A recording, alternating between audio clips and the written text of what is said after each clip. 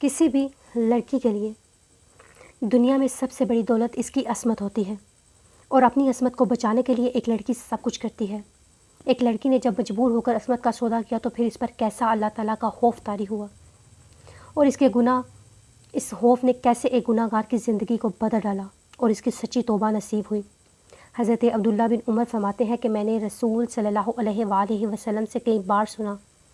आप सल्लल्लाहु अलैहि वसल्लम फरमाते हैं कि बनी इसराइल में कुफल नामी एक शख्स था जो हमेशा रात दिन बड़ाई में फंसा रहता था। कोई स्याकारी ऐसी ना थी जो इसने छोड़ी हो, नफ्स की कोई ख्वाहिश ना थी जो इसने पूरी ना की हो। एक मरतबा इसने एक औरत को 60 दिनार देकर बदकारी के लिए आमादा किया। जब वो तन्हाई में अपने बड़े बुरे काम के इरादे पर मुस्तैद होता तो वो नेक बख्त औरत खौफ से थरथराने लगी। इसकी आंखों से आंसू की झड़ियाँ लग जाती हैं, चेहरे का रंग फक पड़ जाता है, रोंगटे खड़े हो जाते हैं, कलेजा उछलने लगता है। कुफल हैरान होकर पूछता है कि इस डर और खौफ और वहशत की क्या वजह है।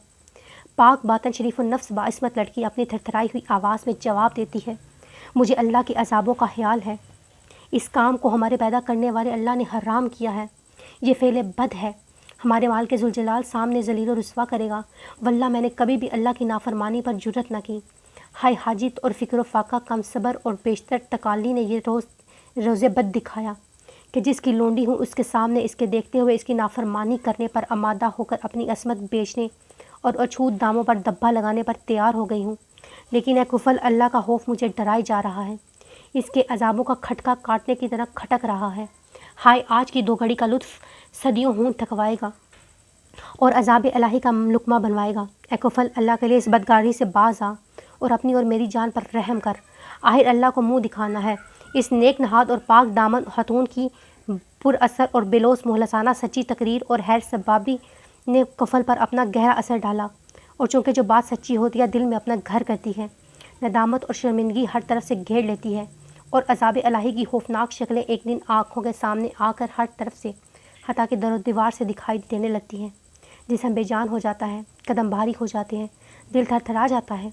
सो ऐसे ही कफल को मालूम हुआ। वो अपने अंजाम पर गौर करके अपनी स्याकारियाँ याद करके रो दिया। वो कहने लगा, ए पाकबाज औरत, तुम महज एक गुनाह, वो भी नाकर्दा पर इस कदर अल्लाह से लर्जा है। हाय मेरी तो सारी उम्र बदकारियों और सेकारियों में मुबसर हो गई। मैंने अपने मुँह की तरह अमाल नामे को भी स्या कर दिया। खौफ इलाही कभी मेरे पास भी न भड़कने दिया, अज़ाब इलाही की कभी भूले से भी परवाह न की। हाय मेरे मालिक मुझसे गुस्सा हो गया, इसके अज़ाब के फरिश्ते मेरी ताक में होंगे। जहन्नम के गैज़ो गज़ब और कहर आलूद निगाहें मेरी तरफ होंगी। मेरी कब्र मेरी तरफ होगी, मेरी कब्र के सामने बिच्छू मेरे इंतज़ार में होंगे। मुझे तो तेरी निस्बत से ज़्यादा डरना चाहिए। न जाने मैदान महशर मेरा क्या हाल होगा।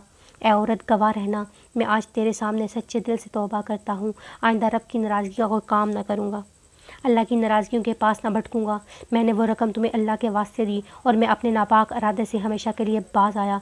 फिर कफल अल्लाह ताला के हजूर तौबा और इस्तग़फ़ार करता है और रो रो कर अमाल की स्याही धोता है। दामन उम्मीद फैला के दस्ते दुआ दराज करता है कि या अल्लाह मेरी सरकशी से दरगुजर फरमा, मेरे गुनाहों से चमशम पोशी कर, मुझे अपने अज़ाबों से आज़ाद कर दे।